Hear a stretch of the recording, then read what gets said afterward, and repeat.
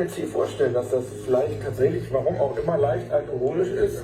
Also was heißt leicht? Wenn es brennt, ist es natürlich schon erhöht alkoholisch. Es ist aber trotzdem trinkbar. Ich finde aber Singen so toll, weil man kriegt ja hier immer so Auflösungsfilme und wenn ich da so eine singende Quelle sehe, finde ich das schon toll. Also ich bin bei Du bist bei C. Wir nehmen C, aber ich wäre eigentlich für B. in dem C. C. Ui, The wenn Voice jetzt of singen- Aserbaidschan.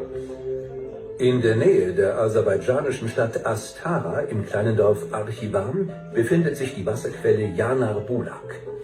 Von außen nicht besonders eindrucksvoll, hat es die Quelle jedoch in sich. Der unterirdische Fluss, dem sie entspringt, weist eine hohe Methangaskonzentration auf. Dadurch lässt sich sein Wasser anzünden und gleichzeitig trinken. Und das ist gesund. Die heilenden Eigenschaften des brennenden Wassers wurden durch Labortests bestätigt. Auch hier steht bei 1500. Eine Frage haben wir noch, letzte Kategorie, Südamerika.